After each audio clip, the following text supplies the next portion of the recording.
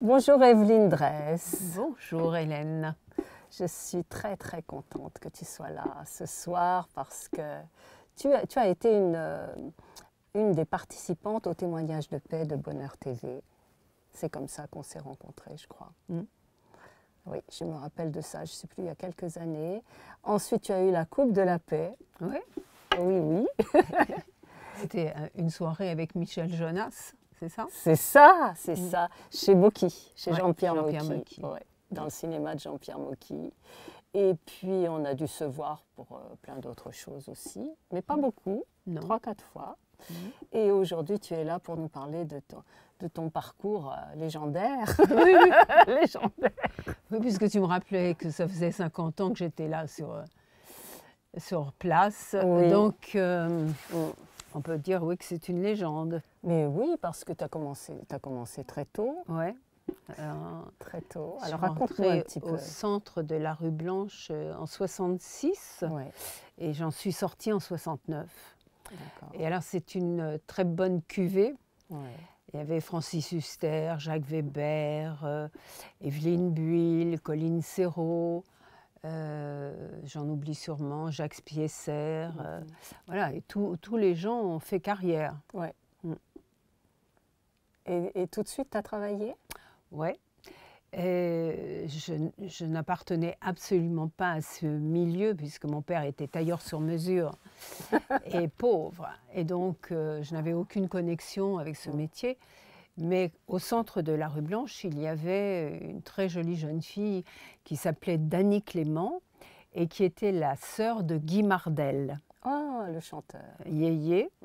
Et donc, comme lui faisait carrière, évidemment, elle avait les Des connexions. relations, ouais. Et c'est elle qui m'a amenée la première fois à la SFP.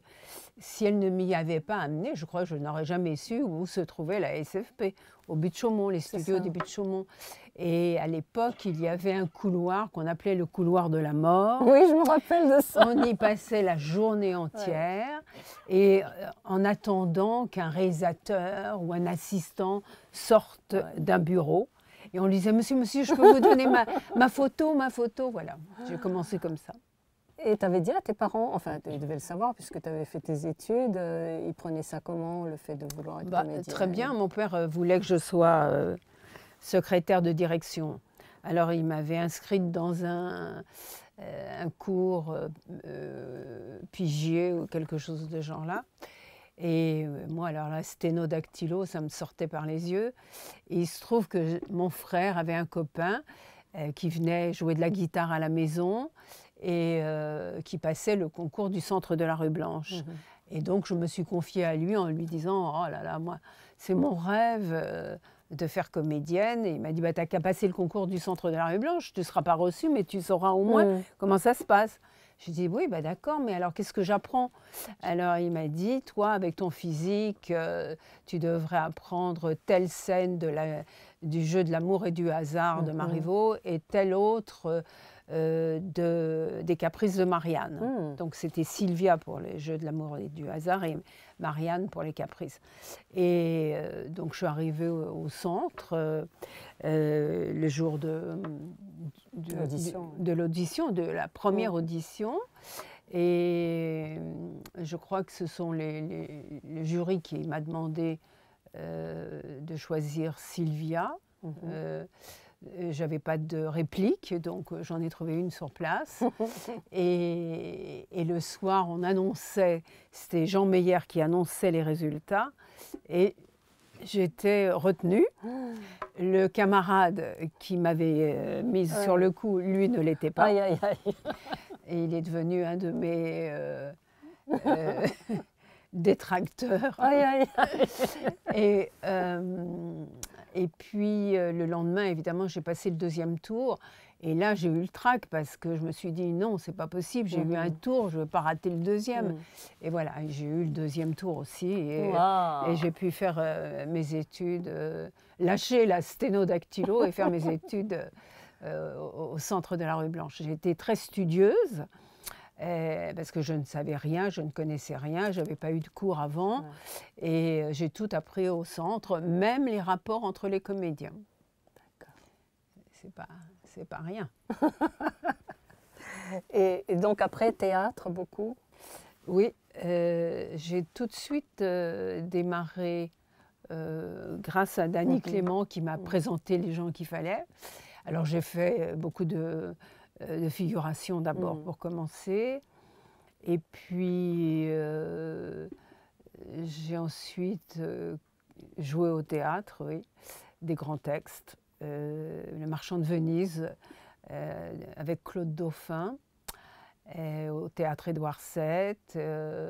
Voilà, voilà, de grands textes, des Molières, enfin tous les classiques. Et puis, bon, certes, je lisais toujours dans les critiques que j'étais une très très bonne comédienne, mais ça ne dépassait pas la notoriété à l'intérieur du métier. Et moi, j'avais envie de la grande notoriété, donc je me suis dit, je vais arrêter de jouer au théâtre et je vais attendre qu'on me propose des rôles au cinéma. Et puis c'est arrivé comme ça. Voilà. Et très vite alors, quand même. Oui, il faut 10 ans pour faire pour s'implanter dans le métier. Hein, pour que tu gagnais ta vie. J'ai toujours gagné ma vie grâce à ce métier. Ouais. Super. Oui, c'est ce dont on parlait avec les précédents et tout, de la chance. Oui, c'est vraiment de la chance. Ouais. Que ça s'enchaîne et que le rôle s'enchaîne. Et comme j'ai toujours très bien travaillé, je ne me suis jamais préoccupée de faire de la synchro, par exemple. Donc je ne suis absolument pas dans les circuits de synchro, ce qui est pourtant confortable quand on commence à prendre de l'âge, parce qu'il y a de moins en moins de rôles, surtout quand on est une femme. Et que peut-être, si je faisais de la synchro, je serais contente. Voilà. Mais ce sont des circuits différents. C'est quelque chose que je n'ai pas eu besoin de faire étant jeune, donc voilà. D'accord. Donc le cinéma est venu te chercher tout de suite, et après ça a été une longue liste, j'ai vu ça, de films. Oui, jusqu'à Et la tendresse, bordel. Jusqu'au tien. Oui, jusqu'au tien. Et qui a fait basculer ma carrière. C'est-à-dire que justement, de bonne comédienne, tout à coup, je suis devenue une comédienne connue et reconnue. Voilà, c'est ça. C'est-à-dire et tout le monde l'a vu, ce film. On m'arrêtait dans la rue. Voilà. Et donc, mais il y a quand même des choix à faire dans la vie et il faut faire les bons. Alors, je pense que la chance, c'est de faire les bons choix. Et moi, j'ai enchaîné avec des films difficiles, des films d'auteur, magnifiques, mais qui n'ont pas assis ma carrière de vedette, quoi. Et qui n'ont pas confirmé ma carrière de vedette, contrairement à Bernard Giraudot, qui a enchaîné avec Viens chez moi, j'habite chez une copine, et des films très commerciaux. Et tandis que moi, il a fallu que je continue à ramer un peu, même si je suis vraiment très heureuse des films que j'ai fait. Et La tendresse, bordel, c'est toi qui l'avais écrit? Non, pas du tout. Non, c'est pas ton film. C'est pas mon film. C'est un film réalisé par Patrick Schulman, avec Bernard Giraudot, Jean-Luc Bidault et moi-même. Voilà, dans les rôles principaux. Et tout le monde l'a vu. Enfin, c'est un film culte. C'est un film culte, oui. Parce que même encore aujourd'hui, même les jeunes l'ont vu. Et puis le titre était choc. Oui, l'ont vu. Les parents leur interdisaient de voir le film. Oui, à l'époque. Parce qu'il est très, très subversif. Ouais. Et alors, il me raconte, on regardait dans l'entrebâillement de la porte, la télévision, etc. Voilà. Tu l'as vu, toi, Philippe Gibert, notre caméraman, réalisateur? Tu t'en souviens? Oui, mais il ne se souvenait pas de mes yeux. Il n'a pas reconnu mes yeux derrière mon masque. Ah, des yeux de chat. Alors voilà. Donc, est-ce que tu peux nous dire quels sont les films qui t'ont le plus marqué en dehors de La tendresse, bordel? Tous les films que j'ai faits m'ont plu. j'ai tourné un film magnifique qui s'appelait La petite sirène de Roger Andrieux, où j'étais la petite amie de Philippe Léotard. C'est un film que je cite parce qu'on ne pourrait plus le faire aujourd'hui. Il racontait une gamine de 13 ans qui tombait amoureuse de mon mec, qui était Philippe Léotard, un garagiste de son état, et elle le poursuivait, elle le guettait, et jusqu'à ce qu'il finisse par tomber dans ses rets. Et donc, aujourd'hui, ce serait complètement interdit de faire un film de ce genre-là. Et pourtant, ça raconte justement qu'une jeune fille de 13 ans peut avoir des émois et peut essayer de draguer un homme d'âge mûr. Un autre? Oui. Sarah, le film de Dugowson, de Maurice Dugowson, avec Gabriel Lazur, Jean-Claude Brialy, Jacques Dutronc, Léa Massary. J'ai fait 3 films avec Léa Massary, Hans Benant. Et c'est un film qu'on a tourné dans le sud de l'Espagne. Et bon, c'était un scénario absolument extraordinaire, magnifique.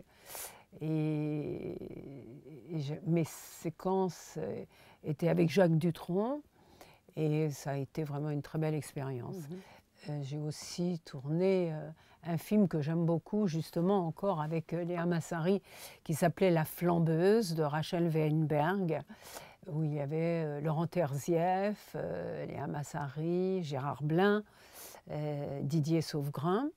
Et c'est aussi un très joli film, un très beau souvenir, puisque je partageais mon lit avec Laurent Terzieff. Un autre film, j'ai eu tous les partenaires qu'on peut rêver dans mes bras. J'ai fait Putain d'histoire d'amour, un film de Gilles Béat avec Richard Berry. Et voilà, enfin, c'est une longue carrière. Mais ce qui m'amuse surtout, c'est de dire que j'ai tourné avec Marcel Dalliot, ce qui appartient au XIXe siècle, et avec, encore pire, Samson Finsilbert. Ce sont des noms qu'on ne connaît plus du tout.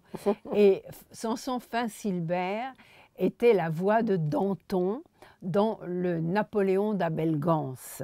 Wow. Voilà. Donc, je suis très contente, heureuse, flattée d'avoir participé à un peu de ce 19e siècle. Et puis, j'ai aussi, étant jeune, joué rue de Seine à l'Académie Raymond Duncan.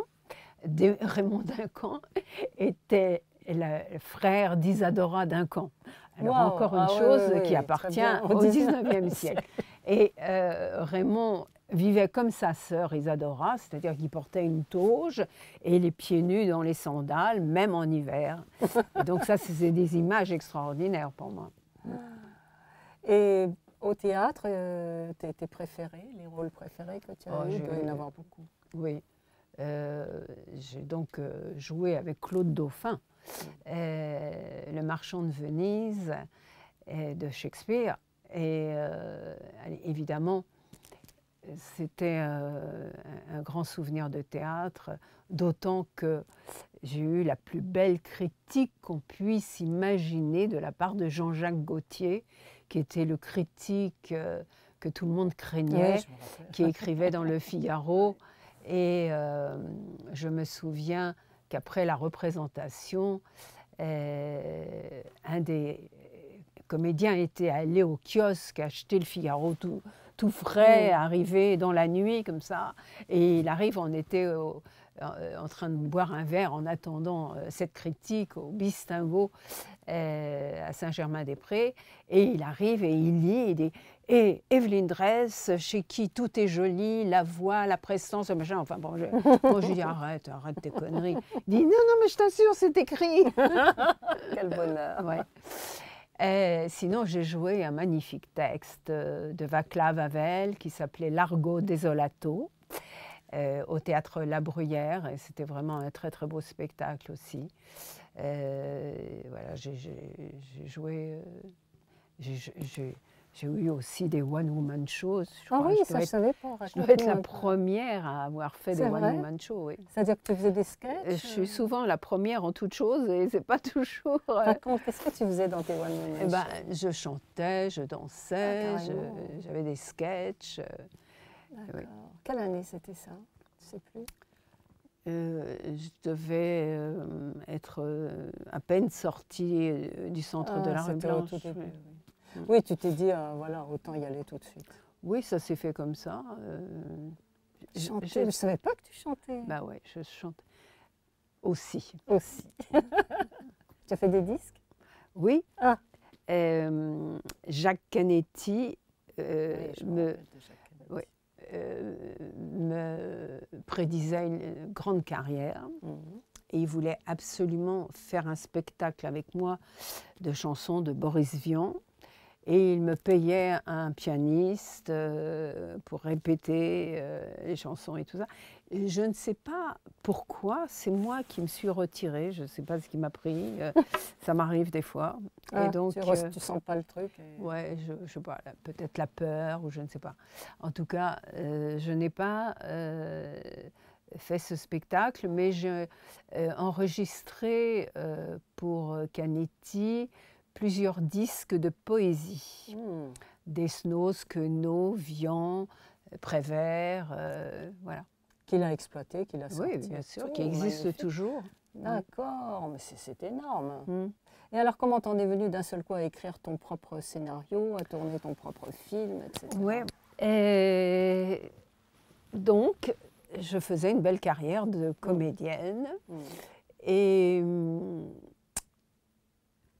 je proposais, j'allais très souvent à France Télévisions voir Louis Berriot pour lui proposer des romans, des polars que j'avais lus et dans lesquels je me voyais bien jouer le rôle principal de la femme flic, etc. Flic? Flic. Ah oui. C'était avant l'heure encore, on ne faisait pas de femme flic à l'époque. Non, ça n'existait pas. Et donc, un jour, il m'appelle et il me dit « Dites donc, vous qui avez de la tchatch, vous n'avez pas envie de faire une émission, animer une émission de télé et de radio ?» Oh, je dis « C'est mon rêve, moi. » Alors franchement, je rêve de faire une carrière à la Dean Martin, Frank Sinatra, Liza Minnelli, faire des claquettes, chanter, danser. Il dit « Bon, ben, je vous donne rendez-vous avec Jean-Pierre Elkabbach, puisque l'émission se faisait en même temps à la fois sur France 2 et sur Europe numéro 1. Donc je suis allée au rendez-vous d'Elkabbach et j'avais la pêche. J'ai été assez, comment dire, arrogante, oui. Et donc, ça a plu à Elkabbach. Il s'est dit, cette fille-là, elle en veut, elle en a. Et donc, il a dit, banco, on le fait. Et donc, j'ai eu une émission de télé et de radio qui s'appelait Entrée sans frapper, tous les soirs de minuit à 1h du matin sur France 2 et Europe numéro 1. Excellent. Et c'était un talk show, je recevais du monde, voilà. Mais c'était une époque, c'était en 87. C'était à cette époque-là, une comédienne n'avait pas le droit de faire de la télé. On est au courant, on nous a raconté ça dans les précédentes émissions, pour les garçons pareil. Ah ouais. Et donc, il ne fallait pas mélanger les genres. C'est ça. Et là, alors là, j'avais fait le crime de lèse-majesté. Quand je rencontrais les producteurs de cinéma, me dire oh, bah, maintenant que vous faites de la télé. Ah ouais, c'est très mal dit. Et quant aux gens qui faisaient de la télé, animatrices, auxquels je venais de piquer une place, alors là, c'était insupportable. Et les pots de banane, j'ai glissé, parce que j'avais toute la naïveté du monde. Je ne connaissais absolument pas ce métier de ce côté-là. Et donc, ça a été une période épouvantable. Voilà. Et quand ça s'est terminé, j'ai eu envie de prendre une année sabbatique pour comprendre et savoir ce que j'avais envie de faire de ma vie, comment je voulais faire ce métier. Et donc, je me suis enfermée chez moi. Et là, j'ai découvert que j'étais capable de peindre. Et ça a été le grand bonheur de ma vie, ma naissance, car je me suis aperçue que bon, jusque-là, j'avais été un objet qu'on manipulait, qui ne vivait que dans le désir de l'autre, du réalisateur, du metteur en scène, du public. Mais là, je me retrouvais face à moi-même, face à mes toiles blanches, et il fallait que je mette quelque chose dessus. Et la découverte, c'était que j'étais capable de peindre, et pas de faire des tâches, de raconter des histoires. Ma peinture est figurative, et je me suis fait beaucoup d'autoportraits. J'ai raconté des histoires sur des fresques immenses, gigantesques, qui faisaient 3 mètres de développement, 2 mètres de haut. Et j'ai été exposée 2 fois au Grand Palais. J'ai eu des prix, des médailles, des expos personnelles. Et donc, ça m'a rendue invincible. Et pendant le temps où je peignais, j'ai découvert un texte qui m'a bouleversée, qui s'appelait Le Boucher, d'Alina Reyes, rien à voir avec Le Boucher de Chabrol, qui racontait les fantasmes sexuels d'un boucher pour sa caissière, racontés par la caissière. Alors, il y avait les mots du sexe, ça parlait de la chair et de la chair, de la vie, de la mort. Et quand j'ai lu ce texte, je me suis dit, mais c'est avec ça que je vais revenir au théâtre. C'est ces mots-là que je vais dire à voix haute. Alors évidemment, j'ai promené mon bouquin dans tout Paris et tout le monde m'a dit, non mais attendez, c'était en 90, on n'avait pas fait les monologues du vagin. Les monologues du vagin, c'est 40 ans plus tard. Et donc, j'ai dit, ok, d'accord, je crée ma compagnie, j'adapte Le Boucher, je monte, je produis et je joue Le Boucher au Bataclan avec Rufus dans le rôle du boucher. Voilà. C'est le spectacle qui a fait courir tout Paris. Il y avait des colonnes Maurice, des 4x3 dans tout Paris, parce que j'avais trouvé, à l'époque, j'avais l'énergie pour me battre et pour chercher de l'argent partout. Bon. Et c'est donc le spectacle qui a fait courir tout Paris. Le soir de la Générale, il y avait 700 places au Bataclan, il y avait 1100 personnes qui attendaient dehors pour voir ce spectacle. Et donc, c'était mon 2e crime de lèse-majesté. Parce que le soir de la Générale, je me suis à peine entendue parler tellement il y avait de bruit. Mais c'est dégueulasse, mais fermez vos gueules, etc. C'était incroyable, la bataille d'Hernani, toute la soirée. Et voilà, ça a été un spectacle formidable, mais qui a fait évidemment blablater tout Paris. Il y avait les pour et les contre, voilà. Et puis, pendant que je montais ce spectacle et que je prenais conscience que ce serait difficile de faire accepter qu'à partir de maintenant, j'allais faire des choses par moi-même, que j'avais pris mon destin en main, que j'étais plus un objet, mais que je devenais moteur de ma vie. Eh bien, la nuit, j'écrivais un scénario de film qui s'appelait « Pas d'amour sans amour ». Voilà. Pour raconter la génération qui a lutté pour son indépendance sexuelle, sociale, intellectuelle, et qui se retrouve 20 ans plus tard à dire « bon, et alors, qu'est-ce qu'on a ?» Et en l'occurrence, ça racontait une femme qui n'a pas fait l'amour depuis 3 ans, parce que 3 ans avant, elle était amoureuse d'un homme qui l'a laissé tomber. Elle a mis tout ce temps-là à s'en remettre, elle commence un peu à dysfonctionner. Elle va voir son gynéco lui dit « Vous vous débrouillez comme vous voulez, mais il faut réactiver ». Alors elle sort dans la rue, elle regarde tous les hommes qui passent et elle dit « Ça va pas être de la tarte ». Voilà. Et le film démarrait chez le gynécologue, les pieds dans les étriers. Et donc les producteurs se sont dit « Ah non, elle ne va pas nous refaire le coup du boucher. Hein. » Persuadée que j'allais mettre la caméra ici, évidemment. Non, la caméra, je la mettais là, elle était subjective, c'était ma tête qui voyait le gynécologue surgir d'entre mes cuisses. Et donc, évidemment, je n'ai pas trouvé de producteur pour faire ce film. Et après, je reviendrai après. Et donc, j'ai monté ma société de production qui s'appelle de mes initiales S.E.D, Société Evelyne Dress. Et j'ai cherché l'argent pour faire le film. Ce que je n'avais pas compris à l'époque, c'est que je dénonçais les attitudes des hommes vis-à-vis des femmes, la manière dont ils se comportaient à l'époque. Et bien entendu, que les hommes qui lisaient le scénario, ils n'avaient pas envie de le produire.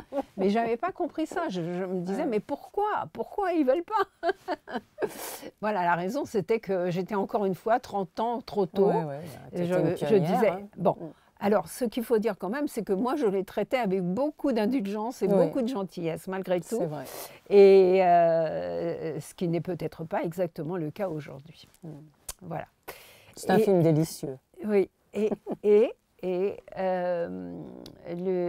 récemment, là, je rentre de Clermont-Ferrand, où on vient de le projeter, et tout le monde a dit le film n'a pas pris une ride. En fait, il est toujours d'actualité. Il est complètement d'actualité, plus que jamais. Ouais. Et donc, le film, comme je l'avais écrit, produit, joué, réalisé, on m'a dit, eh bien, vous n'avez qu'à le distribuer maintenant.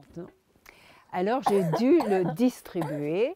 Et malgré tout, il a fait 158 000 entrées, ce qui n'est pas si mal. Et lorsqu'il est passé à la télévision, il a fait 7 129 080 téléspectateurs face au foot sur TF1, PSG Guingamp, match de la Ligue, qui n'a fait que 5 millions de téléspectateurs. Et donc, j'ai reçu un télégramme le lendemain matin, le lendemain de la diffusion. Je pouvais lire dans le télégramme « Bravo pour hier soir, les hommes étaient au foot, les femmes à l'amour. » Non, monsieur. Les hommes étaient aussi à l'amour, parce qu'il fallait qu'ils le soient pour faire 7 129 080 téléspectateurs.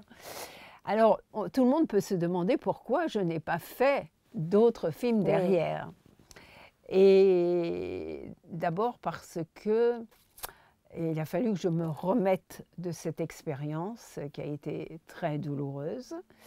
J'ai dû hypothéquer mon appartement pour terminer mon film, alors qu'il se disait dans le métier qu'on me l'avait offert.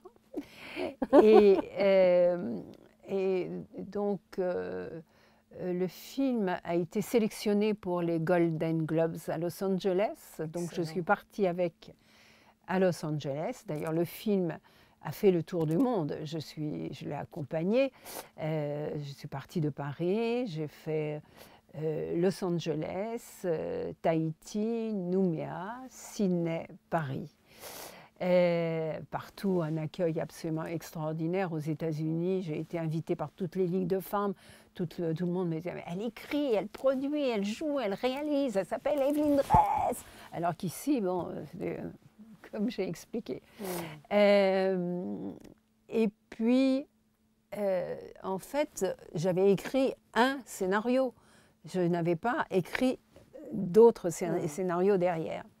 Ce qu'il faut revenir un petit peu en arrière pour raconter la suite, c'est que lorsque j'ai eu terminé le tournage, que le film était en boîte et que je n'avais pas de distributeur et que personne ne voulait le distribuer, j'étais enfermée chez moi à me morfondre car j'avais donc hypothéqué l'appartement.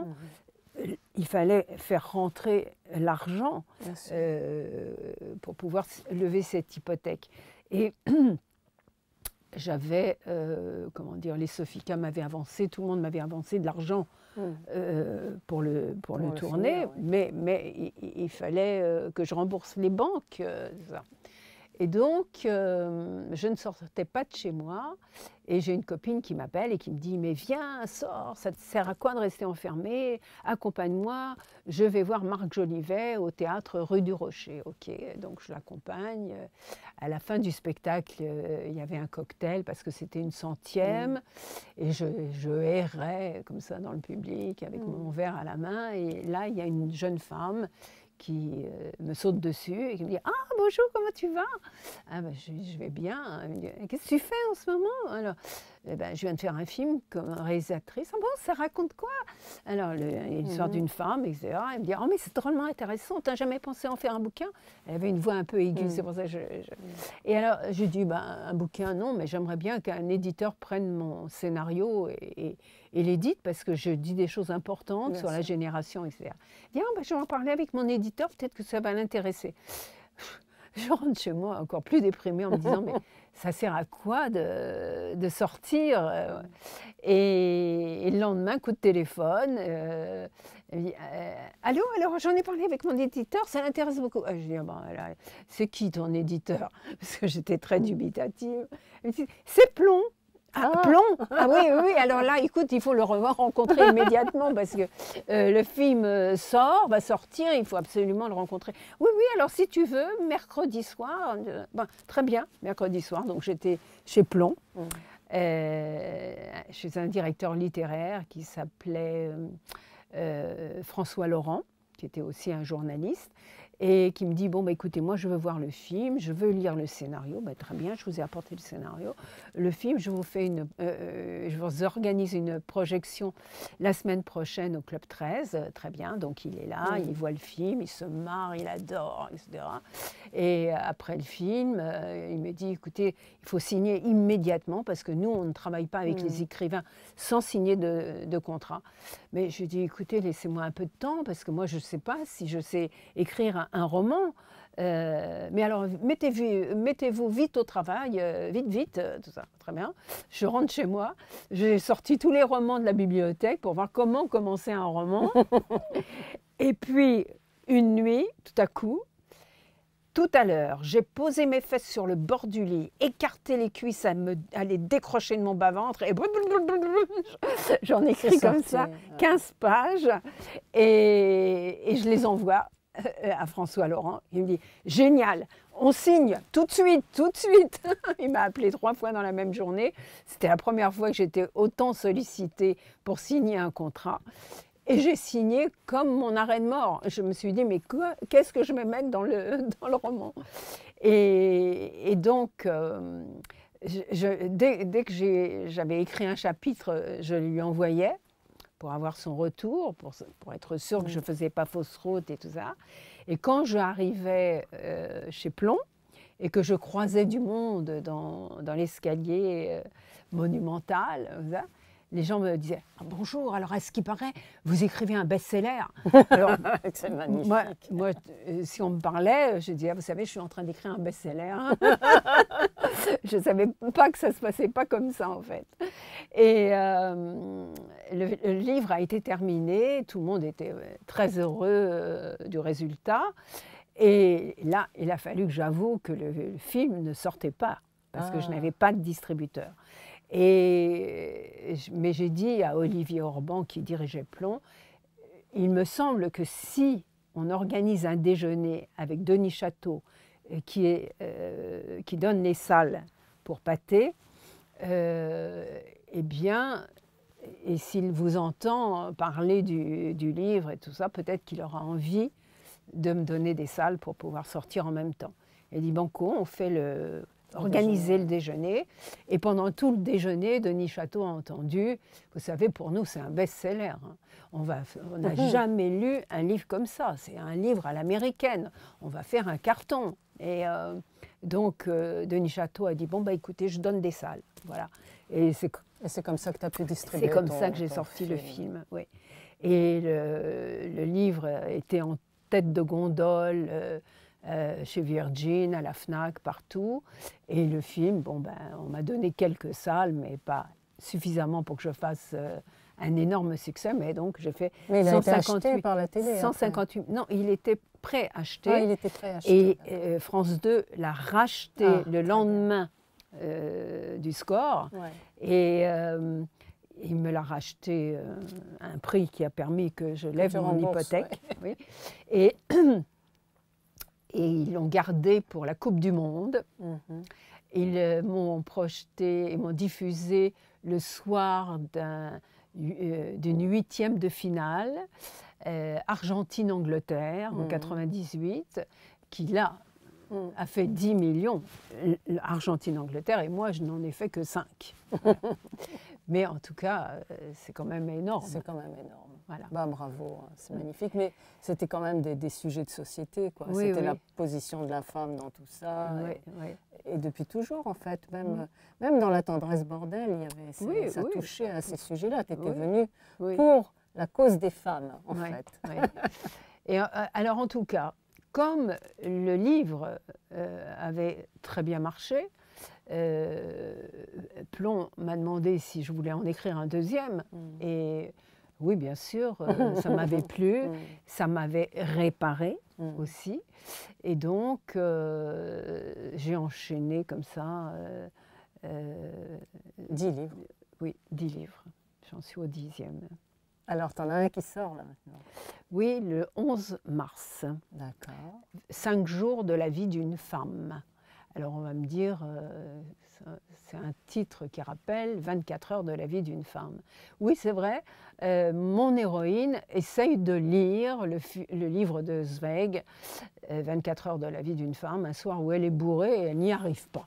Alors voilà, en tout cas, c'est 5 jours de sa vie. Et la phrase d'accroche, c'est « Qui a dit qu'une femme de 70 ans n'avait plus de libido ?» Oui, on aimerait bien le savoir. Voilà. Donc, voilà, ça parle d'une femme. Oui, mais le précédent, c'était sur la lignée, je crois. Ah, ou je me trompe. Oui, tu te trompes parce qu'il y en a eu d'autres après. Ah, c'est ça. Il y a eu 2 livres des 2 confinements. C'est-à-dire qui sont 2 récits autobiographiques. Les autres fois, ils sont autobiographiques, mais je me cache derrière un personnage.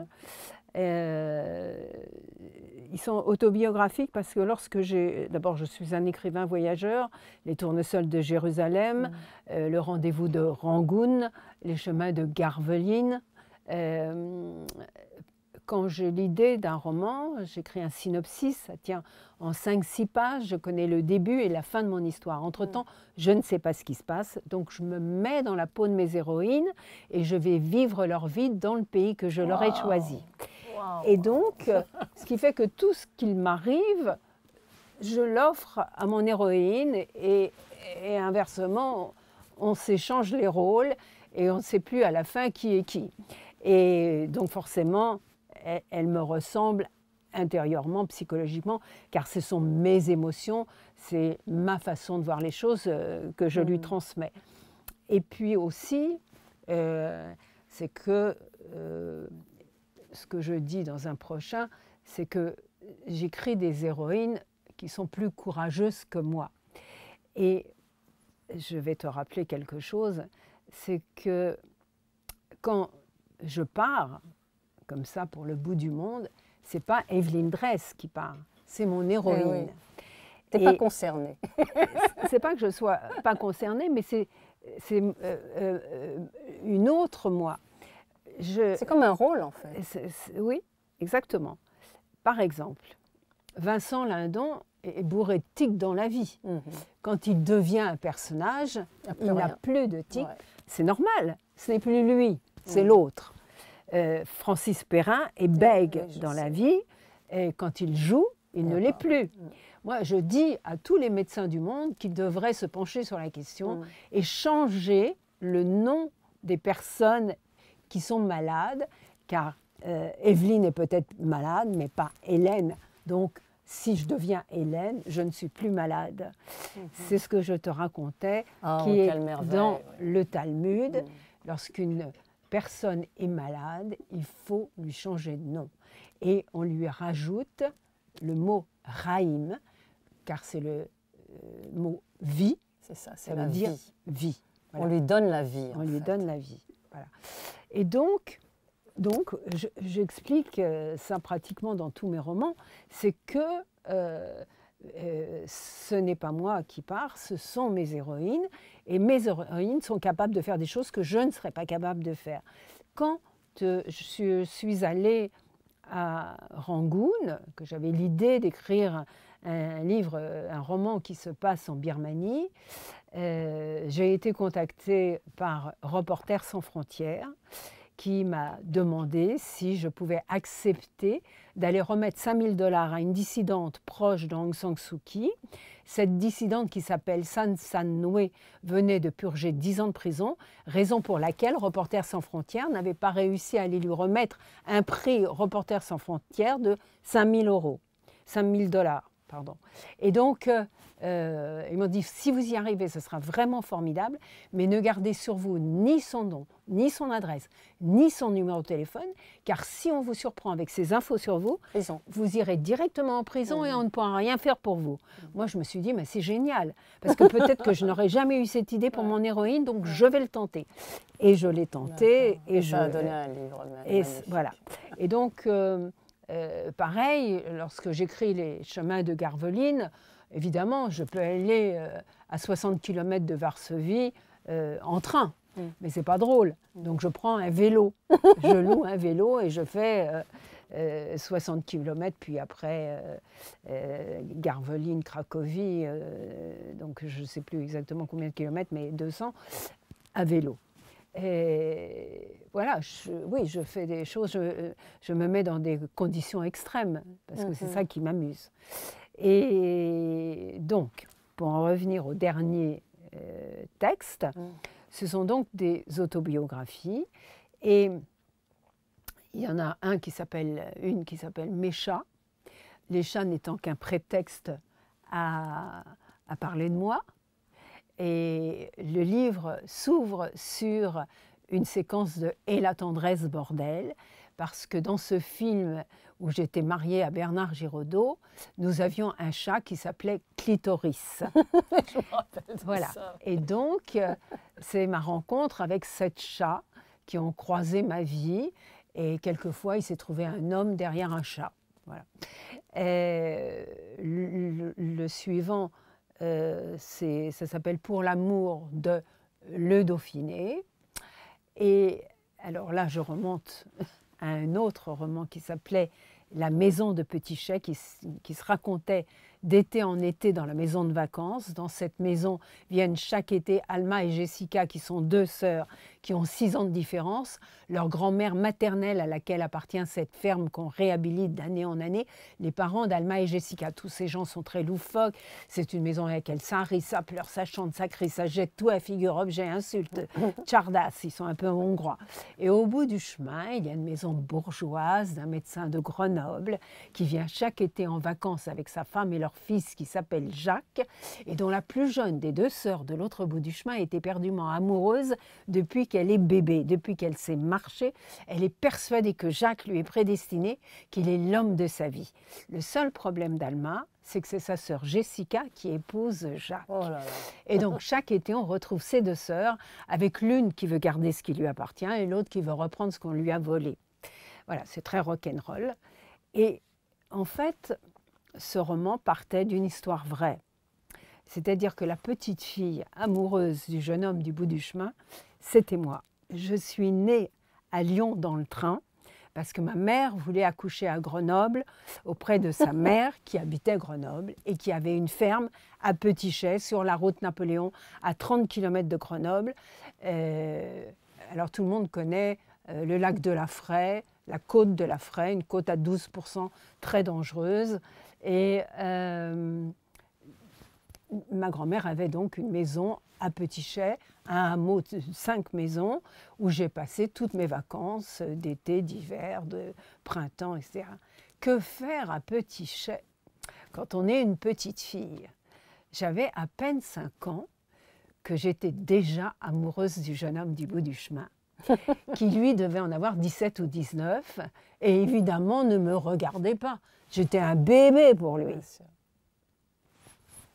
Sauf que peut-être qu'il me regardait quand même, car je suis revenue à Petit-Chais 30 ans plus tard, pour voir si c'était aussi beau que dans mes rêves, aussi beau que dans mes souvenirs, et là, il s'est passé quelque chose que je raconte dans Pour l'amour du Dauphiné.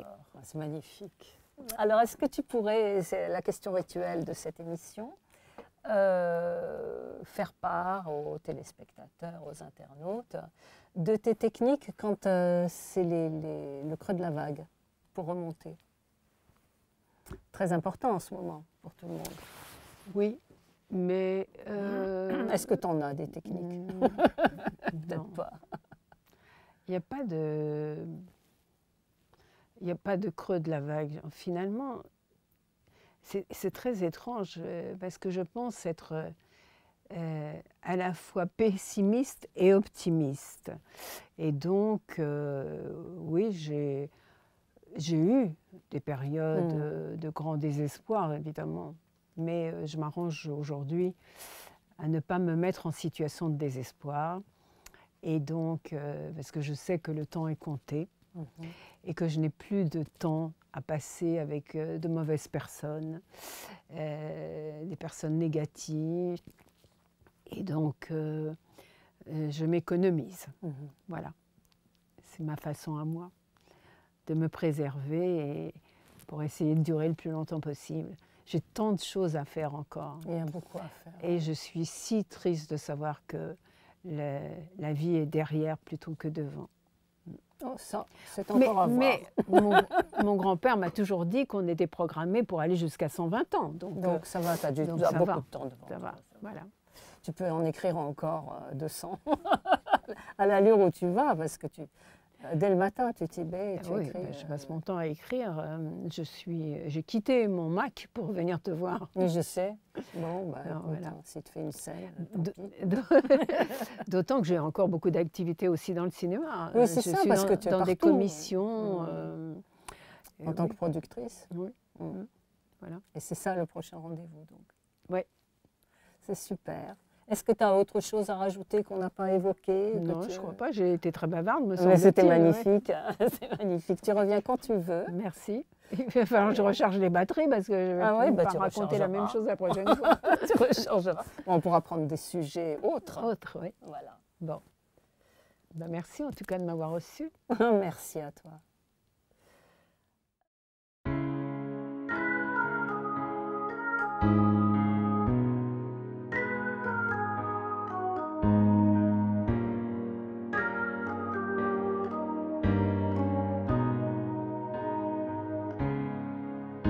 Vois, je continue mon chemin, car c'est le mien, même si c'est pas le tien, ça ne fait rien, c'est ainsi dans ma vie, je l'ai choisi. Toi, tu viendras sur mon chemin, qui est le tien, même si tu n'en sais rien, ça ne fait rien, c'est ainsi dans ta vie, tu l'as choisi aussi. Je fuis et toi tu plies, je dis et toi tu suis, je sens ma fontaine chanter en moi. Je ris et toi tu dis, je vis, tu me souris. Je sens le bonheur danser en toi. Vois, je continue mon chemin, car c'est le mien, même si c'est pas le tien, ça ne fait rien, c'est ainsi dans ma vie, je l'ai choisi. Toi te voilà sur mon chemin, qui est le tien, même si tu n'en sais rien, ça ne fait rien, c'est ainsi dans ta vie, tu l'as choisi aussi. Je fuis et toi tu plies, je dis et toi tu suis, je sens ma fontaine chanter en moi. Je ris et toi tu dis, je vis, tu me souris, je sens le bonheur danser en toi. Toi te voilà sur mon chemin, qui est le tien, même si tu n'en sais rien, ça ne fait rien, c'est ainsi dans ta vie, tu l'as choisi.